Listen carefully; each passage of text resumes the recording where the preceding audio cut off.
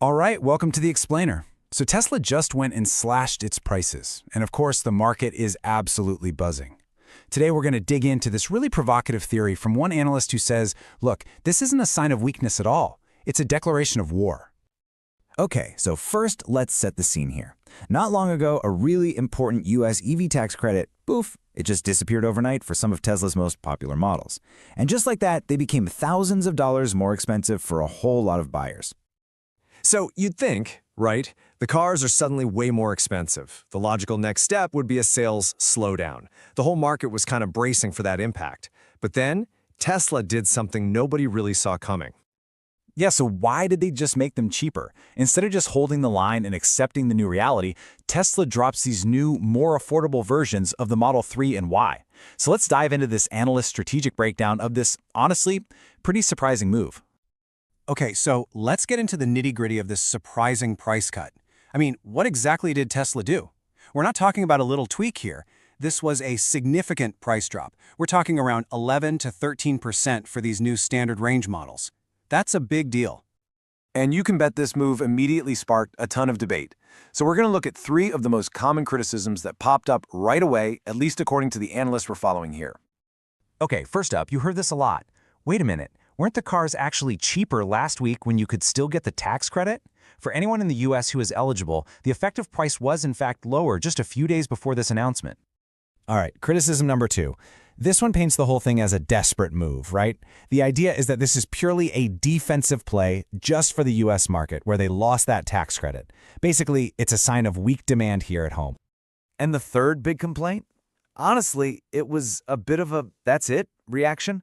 A sense of disappointment that, an 11% cut, is that really enough to move the needle? A lot of people felt it should have been way deeper to really be a game changer. Okay, so we've heard the criticisms. Now let's flip the coin and get into the analyst's counter-argument. This is where we see how this whole thing gets reframed, not as a sign of weakness, but as a really calculated strategic move. So the way this analyst sees it, Tesla was at a crossroads with a pretty simple choice. Option 1, do nothing. Just let the tax credit disappear and risk losing a ton of customers. Or option 2, do something.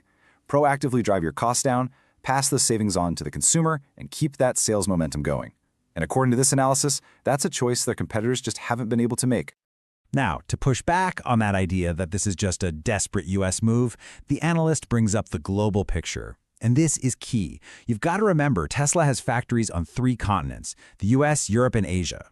International sales are a huge chunk of their business, and a lot of those markets don't even have EV incentives. So the thinking is, these new, more affordable models, they're going to launch globally. The US is just the start.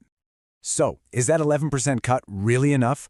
Well, according to the data this analyst points to, heck yeah it is. This move doesn't just nudge the market a little bit, it completely changes the size of the playing field. I mean, look at this. Dropping the price from that 50,000 plus range down to around 40,000, that potentially quintuples the addressable market. We're talking about going from reaching 3% of buyers to 15%. That is massive. And all of this, all of it, is built on what this analyst says is the single most important point: profitability. The entire strategy hinges on this one massive competitive advantage that they argue is unique to Tesla. All right, so this brings us to the really juicy part, the impact on competitors. Because this analysis argues that the price cut isn't just about selling more Teslas. Oh no, it's an offensive move, a hammer blow against the entire auto industry. And really, this entire argument, this whole hammer blow theory, it all comes down to this one single stark number: 1. And this is where that number gets its power. Look at the competitive landscape. You've got Tesla, who, according to this analysis, is profitably mass-producing EVs. And then you have, well, everyone else. The legacy automakers, the EV startups, they are reportedly losing thousands and thousands of dollars on every single EV they sell. It's a completely different reality. And this quote from the analyst, and yeah, it's aggressive. It really just cuts right to the heart of the argument. Tesla does not exist in a vacuum. This is a hammer blow. They have just fucked legacy auto and EV startups hard. The point is, this isn't just a sale for customers. It's a strategic weapon aimed directly at the competition. So what does that weapon do? It forces competitors into an absolutely brutal dilemma. a real catch-22.